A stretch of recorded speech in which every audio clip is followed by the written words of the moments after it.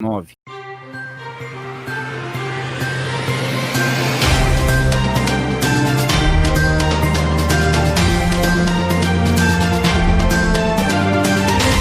Começa agora o Burkecast, o podcast oficial do Burke Instituto Conservador, com Aramis de Barros.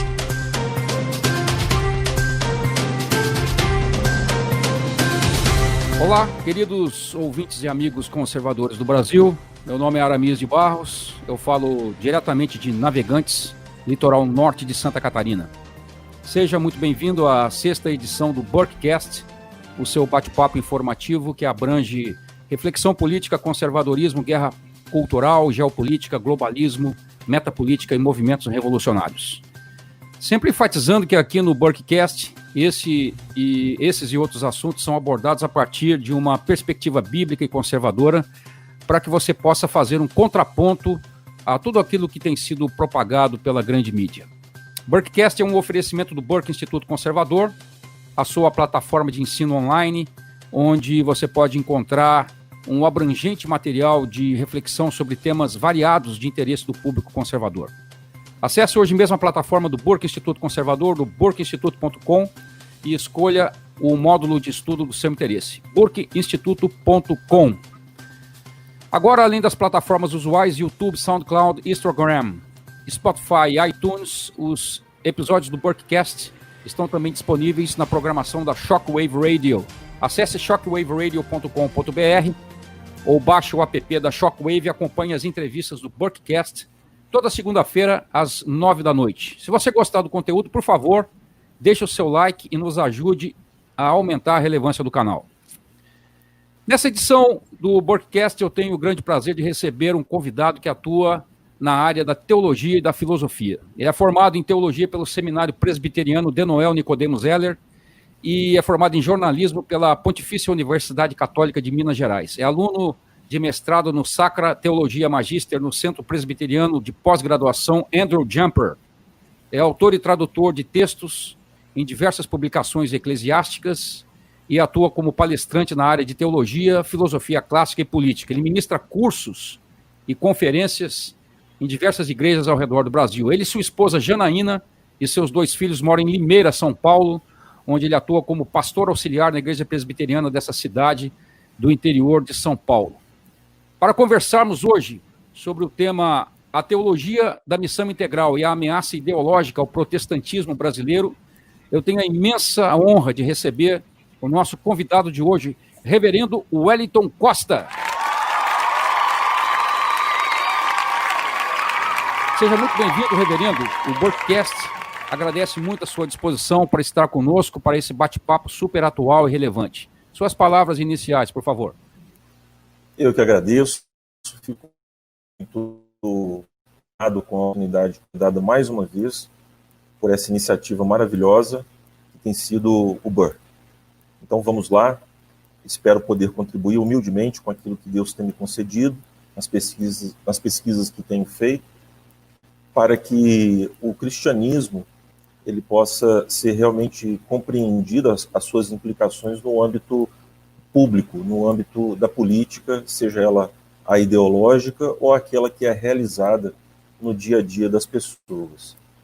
Me refiro àqueles laços comunitários tão importantes, tão caros ao conservadorismo e que foram dissolvidos na nossa sociedade, comprometendo muito essa ajuda. Então eu espero, nesse sentido, contribuir para o resgate desses valores conservadores, fazendo essa conexão entre o que a Escritura nos diz, o que a fé cristã propõe e o seu efeito público. Perfeitamente, reverendo. Eu quero ir direto ao ponto nessa primeira pergunta e perguntar para o senhor o seguinte: quão ameaçadora é a teologia da missão integral para o mundo evangélico brasileiro no geral? E acrescentaria a essa pergunta uma segunda, que é o seguinte: a TMI, a teologia da missão integral, equivaleria em grau de ameaça àquilo que a teologia da libertação representou para os meios católicos? Bem, As coisas são complexas. A verdade é que uma coisa é o que as pessoas dizem, o que elas afirmam, e nós vamos perceber o que, desde a sua gênese, a TMI, a sua gênese histórica, e também a teologia da libertação, há várias camadas que se sobrepõem umas às outras em termos de gravidade, de aprofundamento. Daquilo que a TMI declara, parece inofensivo, mas desde aquilo que ela declara já há vários comprometimentos que não ficam apenas no âmbito da retórica.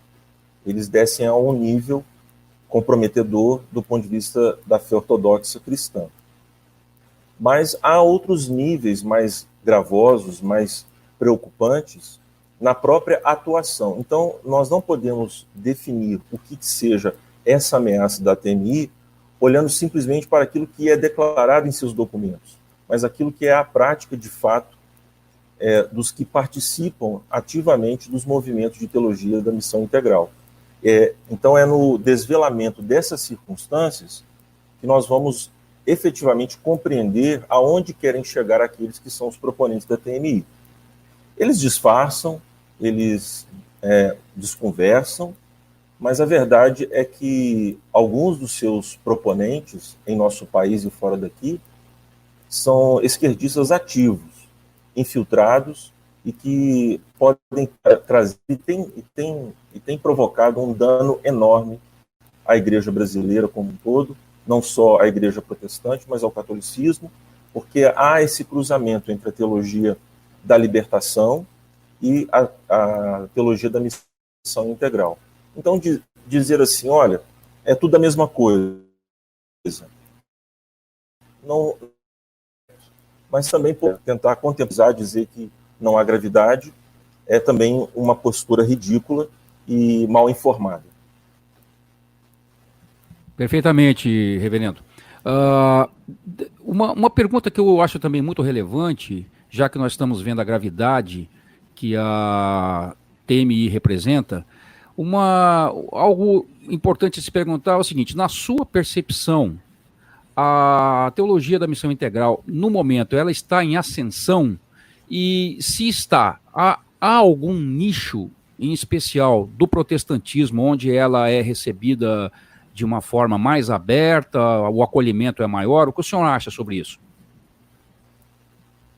Sim, a teologia da missão integral ela está em grande ascensão. Nós temos o movimento de Lausanne que vive a pleno vapor, com reuniões periódicas, tendo em torno de cada reunião vários países representados, mais de uma países,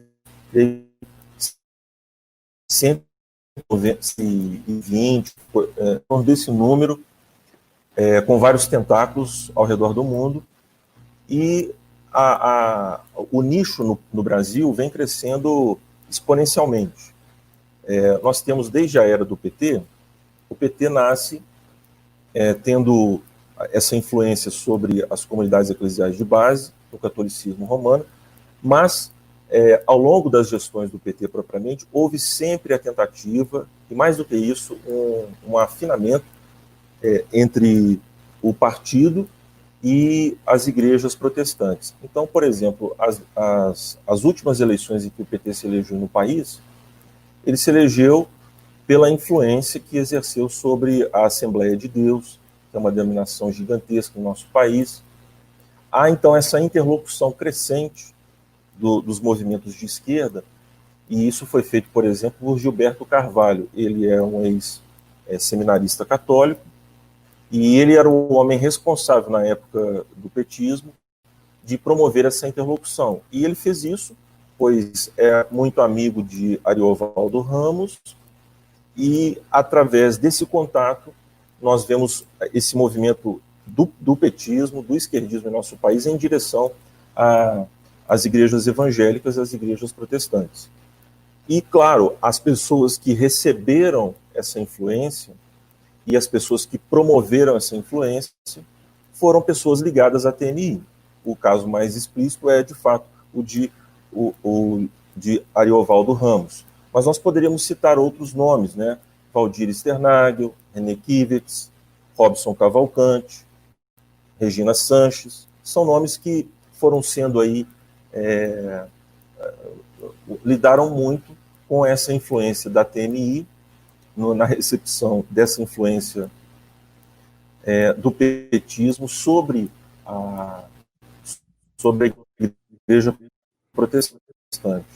Então, nós temos esse movimento duplo, tanto daqueles que são esquerdistas, ligados a movimentos progressistas, que se movimentam no interior das igrejas e que buscam essa legitimação política, mas também há o movimento dos partidos em direção a essas agremiações cristãs para legitimar o seu projeto de poder. E foi o que realmente nós tivemos no nosso país nas gestões petistas. Por isso, então, nós vemos assim, uma onda muito grande dessa teologia da missão integral envolvendo as igrejas evangélicas de uma maneira geral. Se de forma subrepetícia ou mais explícita, não importa. O fato é que nós podemos perceber esses atos. Eu quero dar um exemplo do que isso significa, para ilustrar.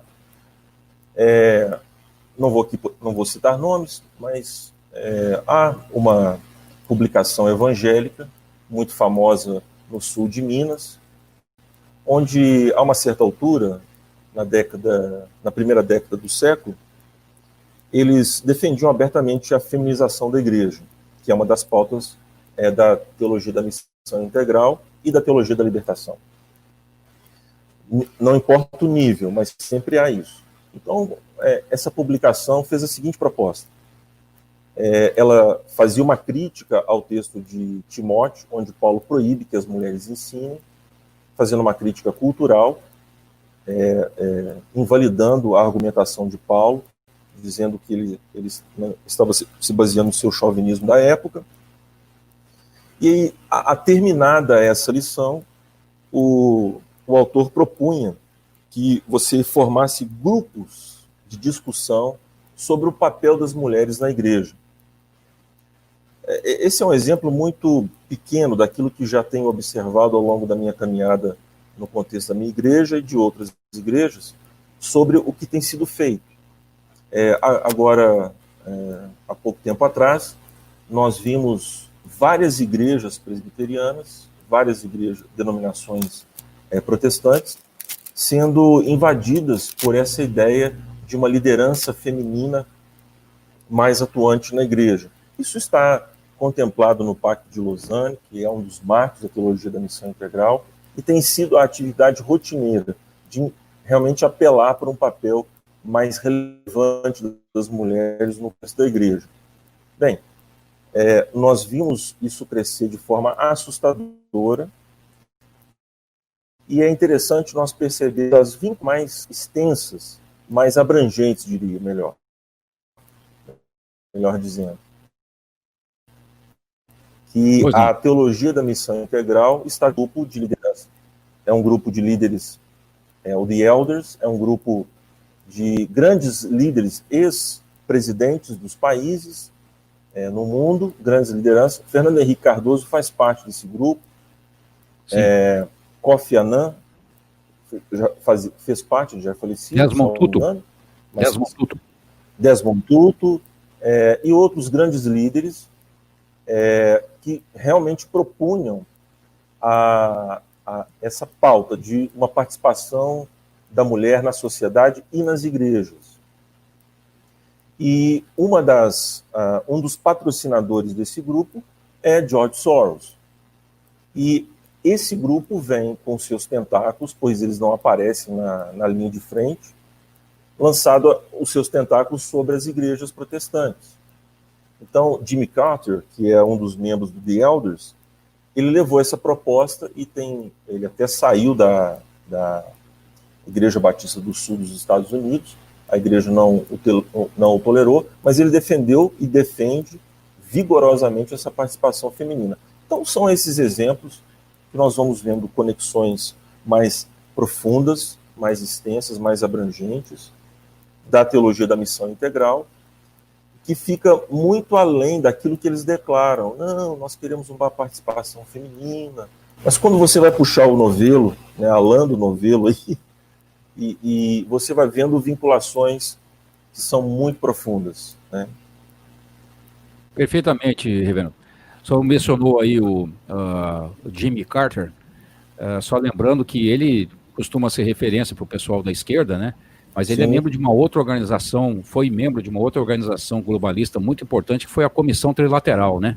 sim, Que o apoiou na época em que ele foi presidente e sim. que, através dele, conseguiu instrumentalizar a presidência da República nos Estados Unidos, né? Uma coisa bastante séria. Mas, Reverendo, muitos conservadores creem que a teologia da missão integral é uma espécie de subproduto ou um tipo de versão tardia da teologia da libertação católica. Mas se a gente considerar alguns pensadores e teólogos protestantes lá do século XIX, né, como por exemplo Walter Rauschenbusch, com aquela velha ideia do evangelho social, talvez a gente já tivesse ali a semente desse ideal de se transformar a sociedade secular, numa espécie de reino de Deus, ou uma versão secular do reino de Deus, né? E de se mudar com isso a ideia do pecado original para um tipo de culpa social ou culpa comunitária, né? Refletida na desigualdade social, na pobreza, nas péssimas condições de trabalho e tal, né? Então, o que o senhor pensa sobre isso? O senhor acha que nós poderíamos realmente detectar as raízes da teologia da missão integral nesses movimentos teológicos de evangelho social de fins do século XIX e que foram se consolidando ao longo do século XX? Qual é o pensamento do senhor sobre isso? Bom, nós podemos retroagir, Adaniso, bem mais para trás nessa questão, não só com o Walter, mas eu retroagiria para a gente entender, me perdoe fazer uma certa digressão aqui, mas eu acho que é muito importante para que o nosso ouvinte ele compreenda a extensão do problema, a magnitude do que nós temos com a teologia da missão integral. O que deságua hoje nas igrejas, com um caráter até mesmo inofensivo, mas o que é o processo histórico em torno dessa teologia que chega até nós, o espírito que está por detrás dela. Então, veja bem, desde a Reforma Protestante, com as guerras religiosas que foram ocorrendo na Europa, abriu um espaço para uma crescente ideia de teologia civil. O marco mais importante dessa teologia civil é o filósofo, no seu tratado Leviatã, Thomas Hobbes, que propõe exatamente essa apropriação da linguagem pactual das Escrituras para promover uma teologia civil que fosse um campo neutro para atender a católicos, para atender a protestantes. E ele é o homem que faz, então, através de uma nova teologia bíblica, esse processo de releitura das Escrituras, através de um viés para produzir essa teologia civil, ele retroage ainda na Idade Média. Um livro muito importante que eu gostaria de indicar, feito por um católico, é Politização da Bíblia. Ele explica todo esse processo de releitura das Escrituras através de uma teologia bíblica não ortodoxa, que deságua exatamente no Tratado Político de Thomas Hobbes. E ali nós vamos observar no livro de Hobbes, no Leviatã, essa teologia básica, civil, desdogmatizada, para produzir exatamente uma espécie de igreja no âmbito civil. A tentativa de Hobbes, então, era sobrepor a igreja, o Estado à igreja, e o Estado se tornar a própria igreja, o grande beneficiário do povo. E esse processo todo de releitura das Escrituras através de uma teologia bíblica, ele vai adiante, lastreando todos esses posicionamentos políticos. Então vamos dar aqui alguns saltos, nós não vamos poder entrar nesse detalhe, mas pensemos então em Rousseau, que vai, com o contrato social, proporcionar exatamente essa teologia civil, e é bom que fique claro que o ataque de Hobbes, o ataque de Rousseau, essa proposição da teologia civil é um ataque à igreja cristã. E esse processo ele ganha outros contornos, passando pela Revolução Francesa, onde há essa laicização da Igreja Católica, mas que também atinge a Igreja Protestante. Pastores estão envolvidos na própria Revolução, pastores calvinistas, e toda essa teologia civil, ela é levada avante nas ideias de Rousseau, nas ideias de Hegel, nas ideias de Kant, nas ideias de Hegel e na própria ideia de Marx. Então, nós chegamos no século XIX e o marxismo se opondo à igreja cristã burguesa da Inglaterra, esse é o contexto próprio dos escritos de Marx, é onde nós vamos ver a efervescência de uma teologia que continua a dar munição, que continua a legitimar esse pensamento político.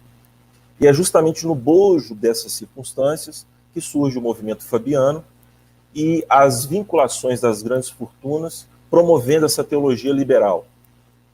É por isso, então, que nós vamos ver os Rockefellers diretamente envolvidos em promover o liberalismo nos Estados Unidos. Para se ter uma ideia, eles constroem igrejas para grandes luminares do liberalismo teológico. Basta dizer, por exemplo, que ele foi o construtor de uma das igrejas do Walter Rauschenbusch. Interessante, hein? E interessante. Mas não só isso. Por exemplo, eles chamaram o pastor Emerson Fosdick para ser um dos pastores na igreja Riverside, que é uma igreja em Manhattan, onde se pregava exatamente este evangelho social de transformação da sociedade, de condenação das estruturas de injustiça, de opressão, produzindo um reino sem os dogmas. Essa precisa ser uma religião permitida, pois dentro da esfera de atuação dessa religião, ela serve para neutralizar justamente os dogmas que provocam esses rachas. Então, para galvanizar a sociedade, é preciso produzir essa religião civil. Isso está muito bem delineado em outro livro que quero indicar para o nosso ouvinte, A Conspiração Aberta, de H.G. Wells, um escritor que, amigo de Bernard Shaw, amigo do casal Webb, que é um dos fundadores do fabianismo. Ele, nesse livro, descreve exatamente como será a revolução globalista e dá pormenores dessas ações que eles vão fazer isso ao longo do tempo aí que nós estamos vivendo até hoje.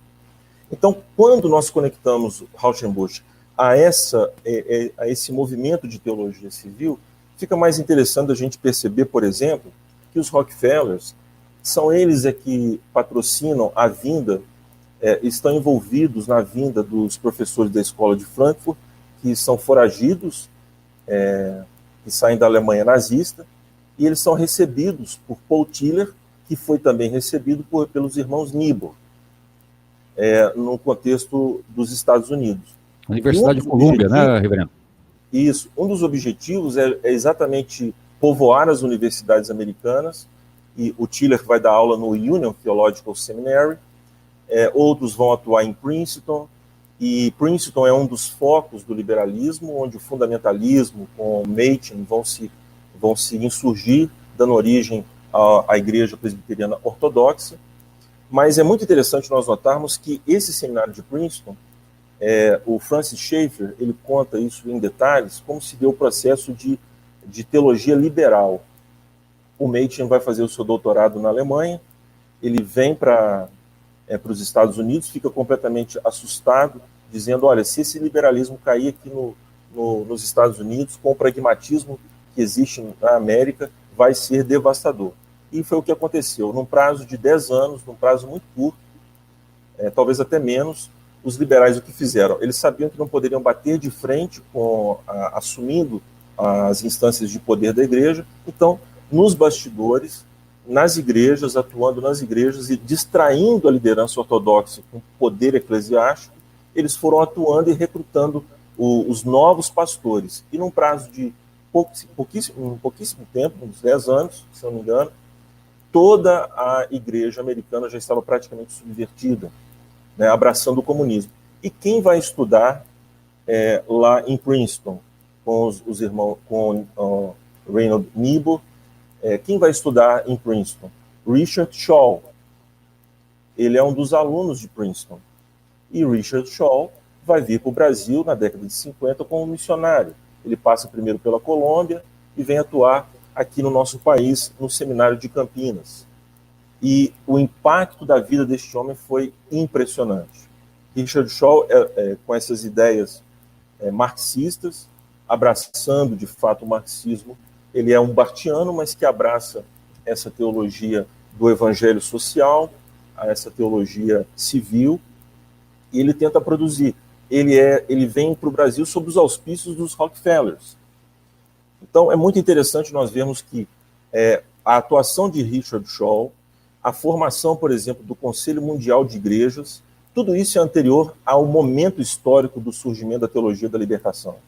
Certo. Então aqui, ou seja, a teologia da missão integral que surge mais adiante, ela recebe toda essa influência e o próprio catolicismo dos movimentos de esquerda americano que pousam aqui, os movimentos que vêm através de missionários, como no caso do Richard Shaw.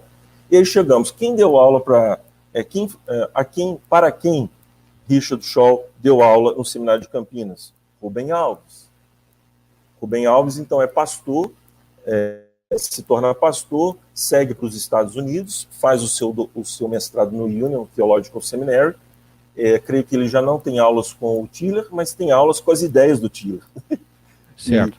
E se torna um ferrenho esquerdista, volta para o Brasil, quando aterrissa no Brasil, já recebe ameaça, porque está aqui a Revolução de 64 acontecendo. Ele é denunciado por colegas presbiterianos, sai fugido do país para Princeton e escreve, então, o seu Liberation Theology. Depois foi mudado o título, eu não me lembro aqui precisamente o nome, mas é alguma coisa com esperança, e que um dos prefaciadores o prefaciador do livro é o Harvey Cox, que foi um dos seus tutores lá em Princeton. E esse nome, Teologia da Libertação, o que acontece, onde nós vamos ver a convergência entre a Teologia da Libertação e a TMI? No Conselho Mundial de Igrejas. Eu tenho aqui um outro livro para indicar para o nosso ouvinte, que é o livro do o ex-agente, o ex-espião de Ceausescu, o ditador romeno, Ioan Mihai Pacepa, o livro Desinformação. E, a uma certa altura, há um capítulo que ele dedica a falar do surgimento da teologia da libertação. É interessante a gente ver o seguinte: surge, então, sob o patrocínio dos Rockefellers e sob o patrocínio da KGB, o Conselho Mundial de Igrejas. Isso em 1948. E o Richard Shaw é o homem no Brasil que faz vinculações a todo instante com o Conselho Mundial de Igrejas e, obviamente, com essas intenções globalistas que atuam no país. E aí, justamente, esse é o vértice onde se encontram os teólogos liberais, os teólogos da libertação e os teólogos da missão integral. Nós vamos ver que quem patrocina o marco da teologia da missão integral, o encontro de Lausanne? Os Rockefeller. Então, nós podemos assim, mas uma coisa... e todo o vocabulário da teologia da missão integral, desde o seu surgimento, é uma repetição dos mesmos termos que nós encontramos na teologia da libertação. E por quê? Porque eles leram os mesmos livros. Eles foram influenciados, eles foram impactados por esses livros que faziam o casamento entre o marxismo e a fé cristã. Esses livros estão surgindo na década de 60, Gutierrez, Samuel Escobar, são os homens que vão entrar, então, no encontro de Lausanne, promovendo essa terminologia: alienação, pecado social, dívida, responsabilidade social da igreja. Há um dilúvio de termos que foram cunhados num contexto marxista e que é absorvido pela teologia da missão integral. Então, quem patrocina a formação da teologia da missão integral, que tem aproximações com o Conselho Mundial de Igrejas, que, por sua vez, foi patrocinado e influenciado pela KGB e pelos Rockefellers, para promover o quê? Essa religião global. essa religião. Óbvio, você tem interesses aí diversos, mas há esse trabalho em torno de uma visão global que usa como carapaça, que usa como rótulo a moralidade cristã, mas, na verdade, quer inocular marxismo nas igrejas. Então, desculpe aí a viagem que nós fizemos. Não, mas era só para... Reverendo, o senhor fez um retrospecto formidável sobre as raízes. Obrigado. As raízes disso que nós precisamos compreender como ameaça, que são essas teologias que, de certa forma, secularizam a fé, né? E dentro disso que o senhor está... só um detalhe, Aramis. Só um detalhe. O Richard Shaw, eu tenho a biografia aqui dele, chama Surpreendido pela Graça. Ele fala claramente do patrocínio dos Rockefellers, ele fala claramente das suas conexões com os teólogos da libertação e também as suas articulações com o Conselho Mundial de Igrejas e com esses homens que depois serão os formuladores da teologia da missão integral. Nós temos o nome de John Stott. Aí que vem o detalhe, é preciso que tenha uma qualificação para nós não cometermos injustiças. É óbvio que o discurso de John Stott, o discurso de René Padilha, eu tenho aqui o livro A Missão Integral do René, o filósofo, o teólogo equatoriano, René Padilha, que está diretamente envolvido, Samuel Escobar, peruano, esses homens, eles têm realmente uma apresentação evangélica. Nós percebemos o núcleo da fé cristã nessas vidas. Eu sou um admirador de vários livros do Stott, mas observa ali realmente a estrutura de apelo da teologia da missão integral. Ela é dependente de matrizes marxistas. Isso é inegável, e as bandeiras que se levantam, elas se aproximam muito daquilo que é aprofundado na teologia da libertação. Então, há de se fazer, de fato, uma qualificação, mas nós não podemos poupar de crítica esses homens, infelizmente. Perfeitamente, reverendo. Queridos amigos do Burkcast, estamos desfrutando de um tempo de muita qualidade aqui com o reverendo Wellington Costa, que nos atende para esse Burkcast desde Limeira, São Paulo, sobre o tema a teologia da missão integral e a ameaça ideológica ao protestantismo brasileiro. Já foram transcorridos aqui 32 minutos desse bate-papo muito relevante, esclarecedor. Quero pedir a você que não se esqueça de deixar o seu like e nos ajudar a aumentar a relevância do canal. Reverendo, para ilustrar essa minha próxima pergunta, eu vou pedir licença ao senhor e aos ouvintes aqui do Burkcast para narrar uma experiência pessoal, um testemunho que eu tenho que vai estruturar essa pergunta com a qual eu vou, digamos assim, encerrar esse testemunho. Há cerca de 3 ou 4 anos, eu fui participar de um congresso muito famoso aqui no Brasil, um congresso interdenominacional evangélico, voltado para líderes, né? Esse congresso é conhecido, é famoso, já existe há eu acho que mais de 25 anos. Ele é realizado anualmente e num mesmo local no interior de São Paulo, numa região turística. E nesse evento é de praxe a realização de uma forma plenária de uma Santa Ceia no encerramento daquela semana de reflexão. E nessa data eu estava presente nessa ceia, no encerramento do evento, e eu testemunhei ali, durante a celebração dessa ceia, algo que me chamou a atenção e, de certa forma, acendeu a luz vermelha sobre o que estava acontecendo ali. Sim. Como existe muita gente presente nessa ceia, né, muitas pessoas que participam do evento, mais ou menos umas 2.000 pessoas, a distribuição dos elementos, ela, claro, leva um certo tempo e é pedido aos participantes que aguardem com os elementos ali nas mãos, segurando os elementos, para que todos comam ao fim, né, todos comam juntos, todos comam e bebam juntos ali, né.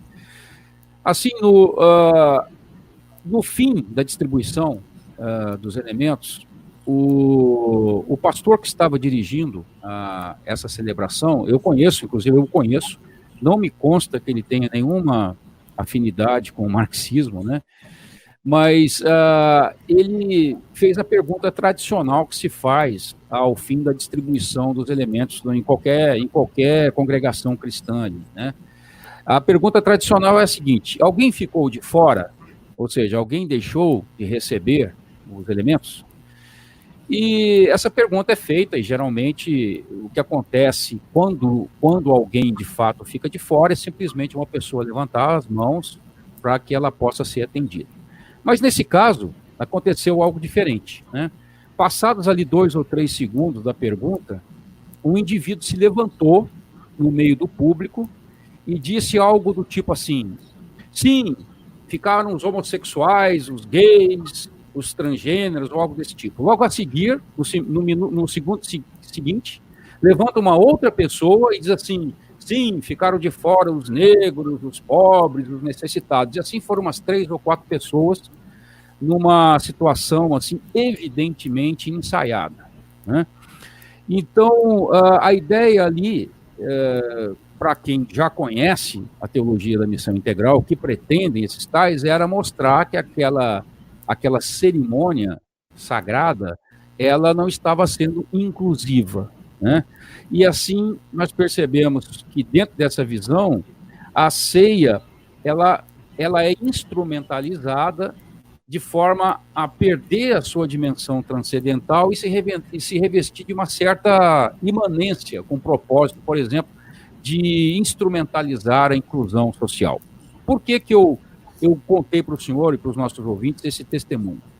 A pergunta aqui é a seguinte: dada essa sutileza ideológica da TMI, o senhor acha possível que ela esteja se infiltrando nas igrejas conservadoras sem ser percebida por pastores que não entendem ou desconhecem as suas implicações? O que o senhor acha? Sim, uma série de ações que visam essa laicização da igreja. Tanto vindo da parte desses teólogos da missão integral, com essas pautas. Porque o grande problema, nós podemos enumerar aqui outros tantos, mas vamos tentar focar aqui em algumas coisas. Quando você pensa o evangelho como um projeto, você já perdeu de vista completamente, quando você apresenta o evangelho com uma pauta, em que você julga que a pregação, por isso que há uma mudança de termo, desde Lausanne não se fala de evangelismo, mas de evangelização, no sentido de que o evangelho ele tem essa abrangência integral sobre as estruturas corrompidas da sociedade, os focos de opressão. Quer dizer, você já se comprometeu com a teologia do pecado das Escrituras, porque você transferiu, externalizou em algum ponto a própria questão do pecado, transpondo para as estruturas da sociedade. Isso é uma abstração imbecil, porque o pecado, diz o Senhor Jesus, está dentro de nós e não fora de nós. É uma corrupção flagrante. Então, quando eu apresento o Evangelho como um projeto para subverter ou para revolucionar ou para reformar, porque eles não vão se ocultar com os termos, nós estamos cometendo um grande equívoco e comprometendo grandemente a fé cristã autêntica. Pois o Evangelho, Cristo diz nas suas parábolas, que ele tem esse alcance público. Basta que você realmente pregue a palavra, que cada cristão na esfera onde Deus o colocou, se ele, um fiel cumprimento do seu chamado, ele agir, certamente a fé cristã terá o efeito público. E isso é muito notório, porque a fé cristã foi capaz de produzir uma civilização ocidental justamente por este poder que o Evangelho tem, de se estender geograficamente, de elevar o homem transcendentalmente, de forma poderosa, e fazer com que isso tenha perenidade ao longo do tempo. Nós tivemos vários exemplos na história que isso ocorreu de forma muito clara. Nem sempre de maneira ideal, pois o céu não é aqui, mas o fato é que o cristianismo tem esse poder intrínseco a ele. Não é preciso um remendo, um adendo, um acréscimo, enfim. para integralizá-lo. Ele já é relevante por si só, como diria Michael Horton, pela pregação fiel. Então, essas pautas, olha, vamos pensar na ecologia, vamos pensar no papel das mulheres, na injustiça social. Ora, essas questões, obviamente, a igreja vai esbarrar com elas e precisa ter resposta para isso. Mas o que eu me refiro é o fato de aplicar isso como um projeto, como uma pauta, para dar atenção. Ora, nós temos uma série de situações, de dilemas humanos, sobre os quais a TNI não consegue abranger, e certamente Deus está preocupado com elas. E Ele vai orientar a sua igreja pelo impulsionamento do Espírito, porque a igreja é viva por causa dessa ação do Espírito, a missão é dele, vai nos levar na solução desses problemas. E isso aconteceu de diversas formas, não como um projeto. Veja bem, Calvino em Genebra era apenas um pastor aplicando a Escritura. Ele não desenhou nenhum projeto de reforma. É claro que Calvino foi movido por algumas ações, mas resultado da sua exegese, e não propriamente como um projeto abstrato de transformação social. É esse o nosso ponto de discussão. Por isso é que nós vamos ver que as infiltrações esquerdistas, elas acontecem assim, ó, olha, de maneira bem sutil, a TNI. Nós precisamos viver a doutrina. É lindo esse discurso, mas ele é anti-intelectual, porque não há como viver se não pensar primeiro como viver. E aí nós esbarramos nesse anti-intelectualismo que é tão empobrecedor quanto o racionalismo que a TNI nos acusa, muitas vezes. É tão estéril ou até pior. E isso é uma ideia marxista. Foi Marx que tinha essa visão anti-intelectualista, que não é necessário pensar o mundo, mas transformá-lo. 11ª tese de Feuerbach, da ideologia alemã. Então, são equívocos que, desde a base, provocam esse tipo de distorção nas igrejas. Nós vamos nos deparar com uma enormidade de sutilezas presentes na igreja. Por exemplo, eu vou citar aqui um para ilustrar. Os governos petistas, eles promoveram várias ações de laicização da igreja cristã, tanto a católica quanto a protestante. Por exemplo, a profissionalização do ministério. Isso foi entendido como uma participação mais integral da igreja nos âmbitos de docência do mundo. Ou seja, o pastor protestante ou o padre católico, uma vez que ele tenha o seu diploma avalizado pelo MEC, agora ele pode, então, integrar-se no mundo do universitário. Ora, mas isso é de vocação. E uma vez que o pastor divide a sua vocação e passa a entender o ministério como uma profissão, aí ele já se entregou para esse projeto. E, por exemplo, o PT tentou congregacionalizar as formas de associação das igrejas.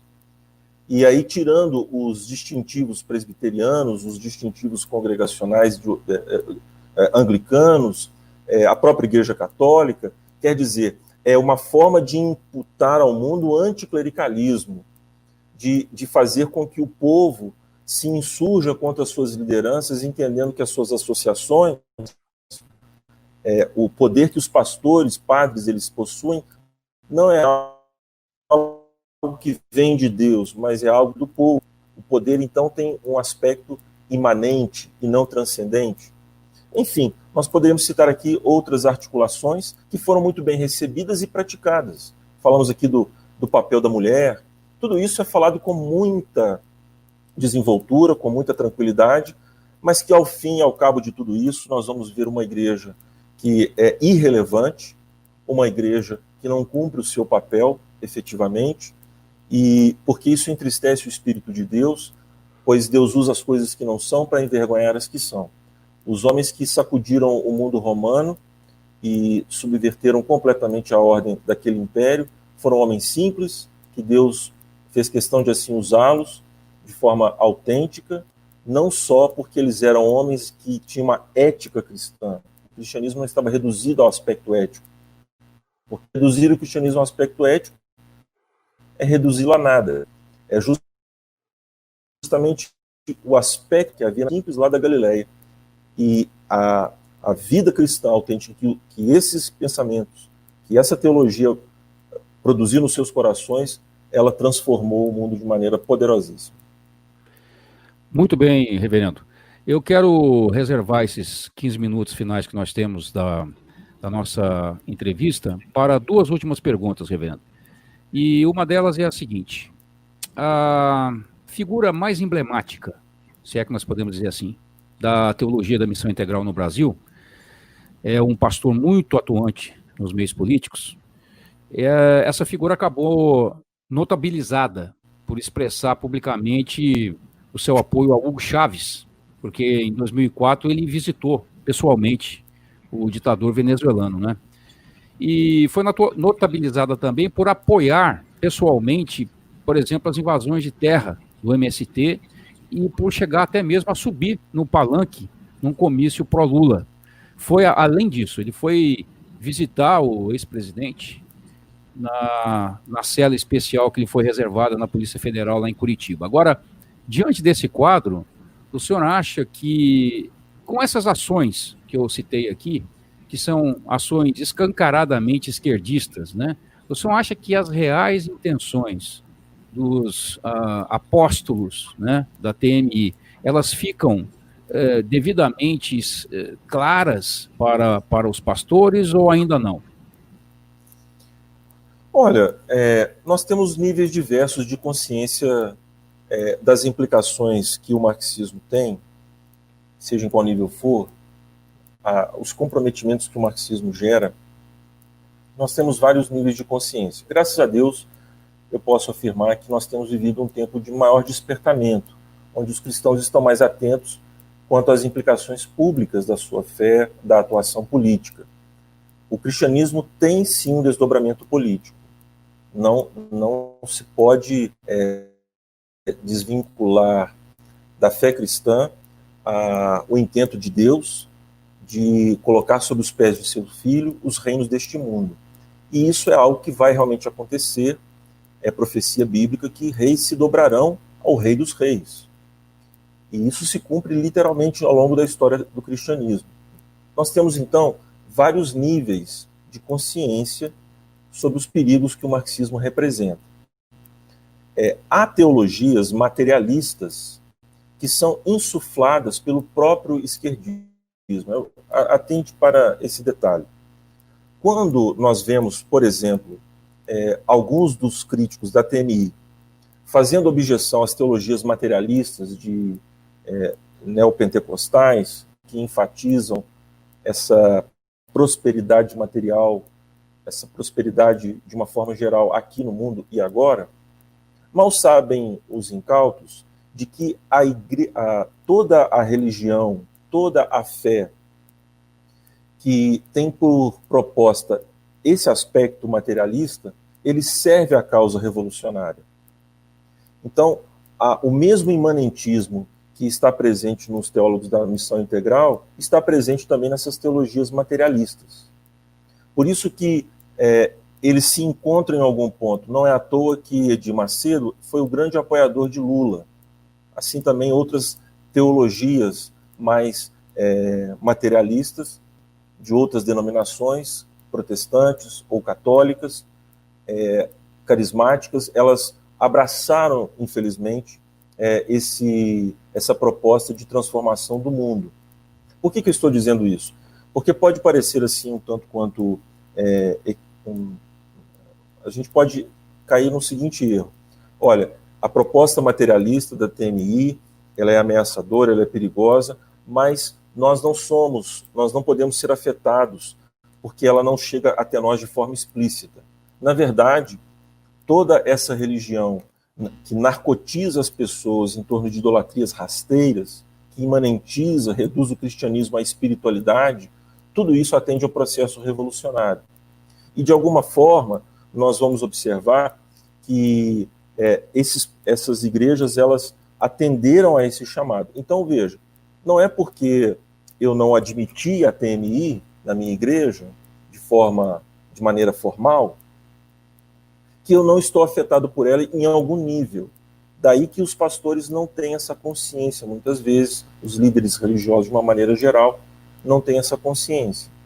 É preciso, então, ter cuidado, para que a gente não deixe de observar essa influência. E eu queria citar aqui um nome, eu gosto de dar nome aos bois, o herege tem nome, heresia também, né? O senhor Henrique Vieira, pastor batista, que está sendo incensado pelo casal Caetano Veloso e Paula Lavigne, que é o queridinho dos artistas. Pela Rede Globo. Pela Rede Globo. Tudo isso faz parte de um movimento que sai lá desde o Partido Chinês. Lula esteve passeando pela Europa, o presidiário, e foi ao encontro do Conselho Mundial de Igrejas, que é majoritariamente em Genebra, né? O Conselho Mundial de Igrejas, a sua sede em Genebra. Lula foi visitá-los. E qual é a ordem que está em todos os partidos de esquerda? Uma aproximação com os evangélicos, especificamente. Não só com os católicos, mas aprofundar a aproximação com os protestantes. E a tentativa é dupla. Henrique Vieira, ele vem falando de um cristianismo que é espiritualidade, que não tem dogmas, e assim conquista para essa fileira política os evangélicos. Mas há um outro intuito, que a imprensa no Brasil tem feito isso de maneira sistemática, que é dividir os evangélicos. Dividi-los, eles estão bem articulados nesse propósito. Há várias ações nessa direção. Benedita da Silva falou sobre essa aproximação, ela que é evangélica. O próprio Lula já se manifestou nesse sentido, porque o cristianismo ele precisa ser um invólucro do marxismo. É este apelo às injustiças, às maldades do mundo, à corrupção, que faz com que a mensagem marxista ganhe este apelo religioso transformacionista. Isso sempre foi usado, e o gramscismo viveu disso, de cooptar, de fazer ruir por dentro a estrutura da religião cristã, e é exatamente isso que tem acontecido. E esses agentes, Robson, o Ariovaldo Ramos, o Gilles Sternagel, essas pessoas são justamente idiotas úteis, porque muitas vezes eles não têm noção a quem estão servindo. Outras vezes, como o Ricardo Gondim, que escreveu o livro de Missão Integral, o Ricardo Quadros Gouveia, que escreveu também um livro sobre missão integral, são homens bem articulados e sabem aonde querem chegar. E eu me deparei com uma palestra do Ricardo Quadros Gouveia, que é o homem que publica Calvinismo no Brasil, o livro do Kuyper, estranho, né? Mas é um especialista em Kierkegaard, né? Não é Kierkegaard, mas é Kierkegaard, o nome dinamarquês. E ele falando dessa nova espiritualidade, ele chega a dizer que nós estamos vivendo um momento único na história do cristianismo de pós-denominacionalismo, de pós-instituição. Ora, essa é justamente a campanha. Ricardo Quadros Gouveia é um defensor da missão integral. Ele vai propor essa virtualização da igreja cristã, que é o mundo que os globalistas estão preparando para os cristãos. Não vai existir mais igreja. A igreja é o próprio Estado e os cultos não vão existir nesse formato em que nós estamos vendo. Quando eu falo isso, o pessoal fala, você é um maluco, teoria da conspiração. Não, a inteligência artificial será usada nos cultos cristãos para virtualizar a espiritualidade. É esse o ponto onde eles querem chegar. E é para esse mundo sinistro, orwelliano, né, de George Orwell, né, que nós estamos sendo levados. É assustador, mas é esse mundo de espiritualidade sem dogmas comprometedores que causam convulsão social que a teologia da missão integral e os seus proponentes estão realizando no nosso país, infelizmente. Bom, os cultos virtuais nós já estamos experimentando nesses dias de pandemia, né, reverendo? E a igreja está amando, achando assim que resolveu o nosso problema. E não querem lutar pelo que está prescrito na nossa Constituição, do culto presencial, da garantia constitucional de preservação dos locais de culto. Graças a Deus, Donald Trump, fiquei sabendo hoje, que ele colocou como essencial a atividade de culto. Não Exatamente. Quer dizer que nós somos loucos, né? Mas nós vamos nos proteger, precisamos tomar medidas nesse sentido. O vírus é real, embora ele tenha origem, né? Ele é chinês. Exatamente. Ele é chinês, mas infelizmente, o que está em jogo agora, nesse momento, é resistir. Esse é o nosso dever. Devemos ser submissos às autoridades nos deveres, mas também nos direitos que elas nos asseguram. E a igreja tem sido negligente, omissa, católicos e protestantes, em realmente reivindicar das autoridades intermediárias que façam algo para restituir o culto nas igrejas. E o interessante, reverendo, é que até mesmo nos Estados Unidos eu tenho ficado bastante surpreso com a pouca reação, ou a reação aquém daquilo que eu esperava numa sociedade que sempre prezou pela liberdade, né? Sem dúvida, sem dúvida. Mas o globalismo, o globalismo no contexto americano é massivo. Nós temos vínculos muito violentos. É um mundo onde as grandes fortunas do mundo, algumas fortunas americanas que compõem o grupo de Bilderberg, esse grupo de globalistas. Se você for acessar a página do grupo Bilderberg, o encontro que eles promoveram no ano passado, a pauta deles está em pleno andamento na atualidade no mundo. O que eles acordaram em 2019, que é a pauta revelada, porque existe a pauta oculta, mas a pauta revelada já está em pleno curso.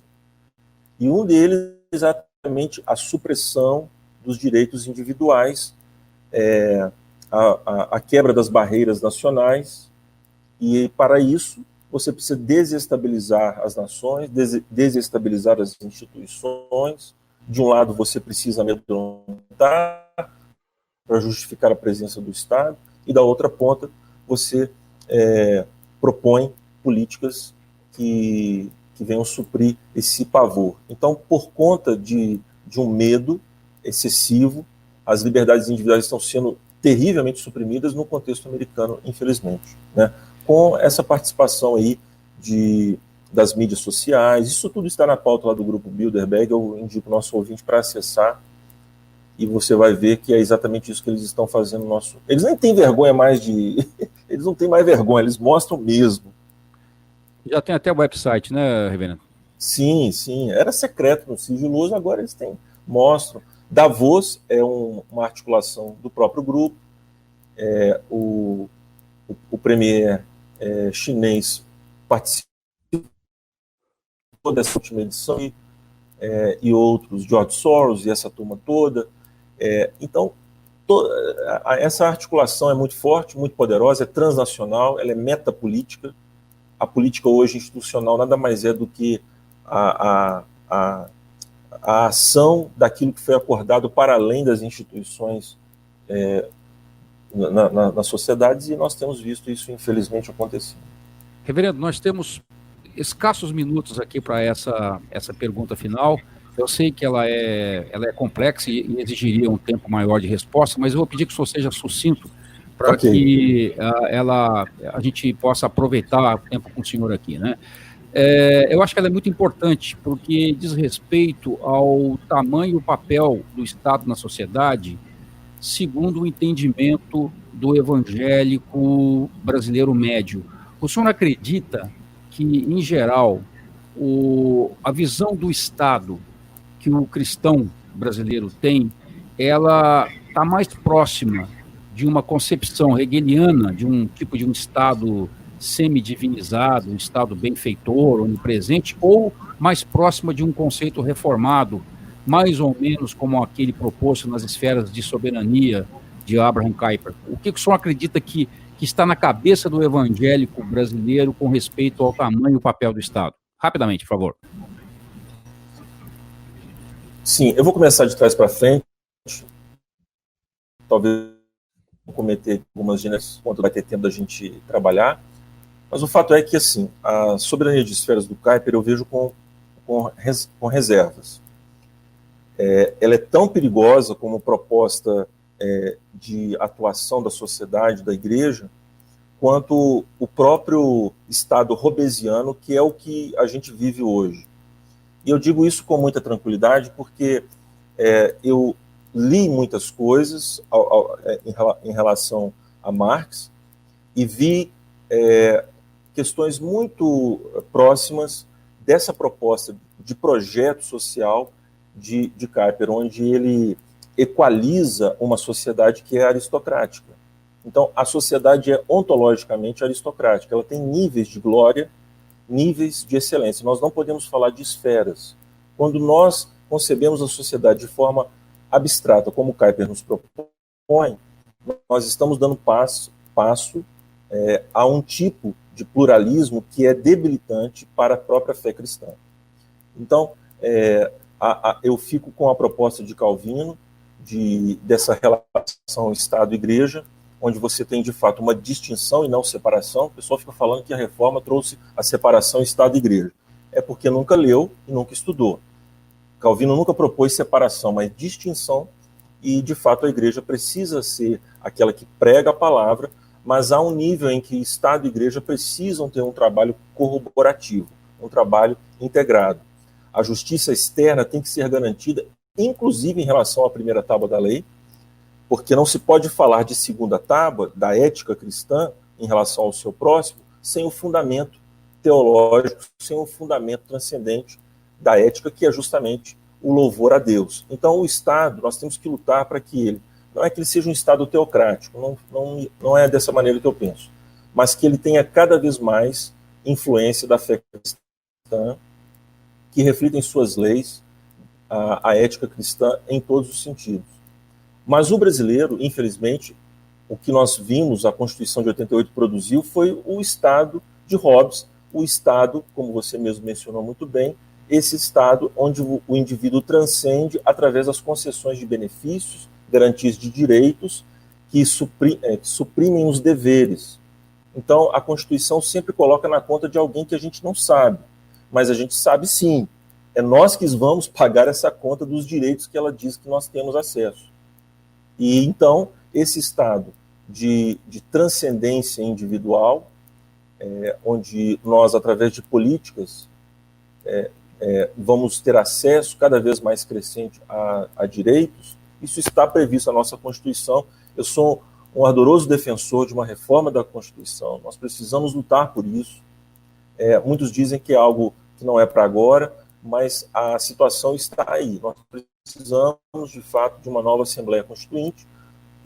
Precisamos já colocar isso em pauta para que realmente esse Estado gigante, esse Estado tentacular que temos no nosso país, provoca uma irresponsabilização geral de quem deve realmente, na sua vida pessoal, ajudar, e daquele que não tem condições, muitas vezes, dificuldades, ele fica sempre esperando alguém para fazer algo por ele. Então nós vemos, o Brasil é uma psicologia do subdesenvolvimento, como bem detectou o diplomata José Vieira. Nós vivemos escravizados por isso. Se temos algum problema no contexto da nossa comunidade, do nosso bairro, do nosso prédio, nós sempre queremos viabilizar algum tipo de política vinculada ao poder público, e nunca temos, e somos impedidos de ter atitudes autônomas para a solução dos problemas reais que nós enfrentamos. Por isso que eu creio que o brasileiro precisa, de fato, mais do que qualquer outra coisa, ter este choque de realidade, de viver o seu dia a dia. Mas para isso nós precisamos também que as instituições promovam a desregulação dos negócios, que ela promova realmente a punição dos malfeitores, e não que ela amplie a possibilidade de defesa do cidadão e não restrinja e ao mesmo tempo amplie o poder de ação dos bandidos. Isso são contemporizações, mais do que contemporizações, são comprometimentos gravíssimos da ética cristã que a igreja, infelizmente, permitiu. Muito bem. Foi um resgate precioso de vários assuntos aqui ligados a essa conexão entre teologia e política que o senhor nos proporcionou nessa entrevista, reverendo, e a gente é muito grato. Eu que agradeço.